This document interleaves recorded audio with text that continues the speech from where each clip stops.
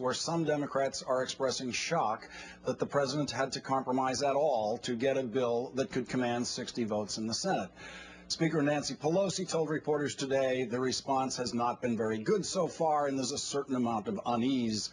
Calling this extension of the Bush tax rates fiscally irresponsible, Vermont's Democratic Congressman Peter Welch will deliver a letter to Speaker Pelosi that reads, in part, "We support extending tax cuts in full to 98% of American taxpayers, as the president initially proposed. He should not back down, nor should we." So far, the letter has been signed by over 30 Democratic members of Congress. Joining me now, Congressman Peter Welch. Congressman Welch, 30 signatures on something this urgent is not exactly an overwhelming count. You're at less than 10% of the House of Representatives. What do you expect to happen from your effort? Well, the big issue here is the wisdom of this decision that the president's made. Essentially, he is dealing with a very intractable Senate. There were 53 votes for his position, but you need 60.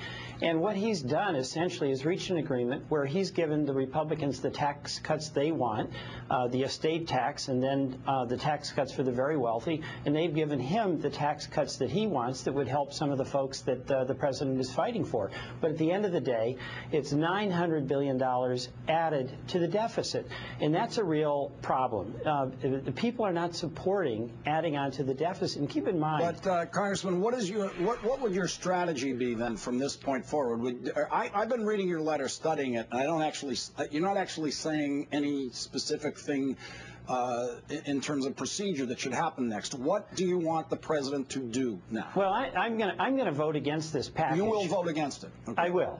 Now, here's the dilemma. I mean, the president has made his deal. From my perspective, he made an agreement which cast aside a central tenet of his campaign that we've got to end these Bush tax cuts for the very wealthy because we can't afford them and it's not fair.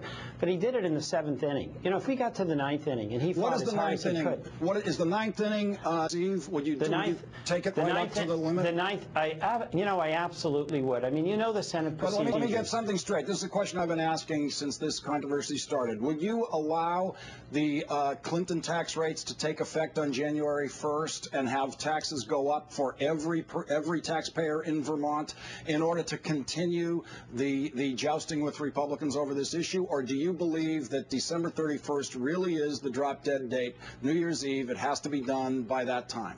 That's a drop-dead date. I strongly support continuing those lower rates for the middle class up to $250,000. So your letter is not saying to the president what some other people are saying, which is you should be willing to continue this struggle into the next tax year, into 2011. You're saying whatever the outcome, it must be decided before January 1st. Well, it has to be decided, but the problem is we boxed ourselves in. I mean, you know, there's two things. There's risk in what the president has done. There's risk in fighting to the 9th inning. But the fact is, the risk that we have now is that we're putting ourselves in a fiscal straitjacket. You know, these Republicans are quite happy with crashing through deficit records. The same Republicans who are promoting this will vote against raising the debt ceiling to allow us to pay for this.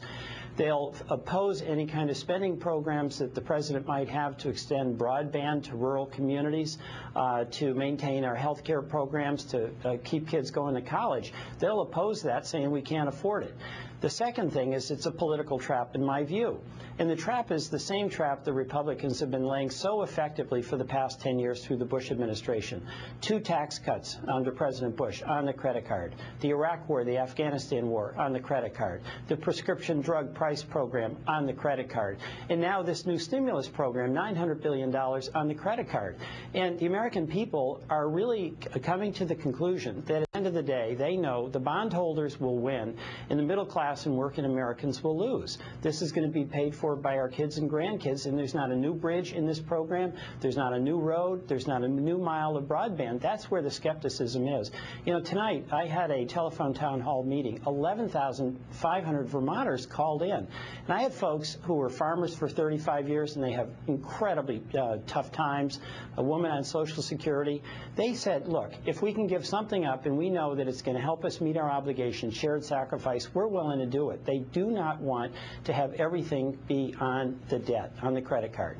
Congressman Welch, you bring that clear Vermont common sense to this. Everything you've said is absolutely unimpeachable, and I think you know what it is now to live with that burden that Democrats have in the Congress. They have the burden of being responsible about taxation, and Republicans have a doctrinaire tax cut. It's a religion to them in the Congress, and you're stuck up against that all the time. I must say I commend you strategically for recognizing that there is a drop-dead point. There is New Year's Eve. It must be done by that point. What would you say to any colleagues of yours who would be willing to allow tax rates to increase on all Vermont taxpayers, including the one that concerns me the most here? The tax rate that concerns me the most is the bottom tax rate, which, as you know, is now 10%. And if we revert to Clinton law, it would go up to 15%. That's a 50% increase in income taxation for the poorest income taxpayers in Vermont and in the country. What would you say to members of Congress who are willing to see that happen on January 1st? Well, see, I disagree with them because that's a brutal and punitive tax increase on the hardest working people in this country and in our state of Vermont. And, you know, you've got to aspire for the best, but you got to make progress. And we have to understand that. But we're not entitled to ask our supporters to understand why we had to make a compromise if we haven't demonstrated that we have fought until the last dog has died. And this is the 7th inning in a 9-inning game, and you do not walk off the field this soon. Congressman Peter Welch, thank you very much for your clear-eyed Vermont view of this. Thanks for joining us tonight. Thank you. Coming up, the same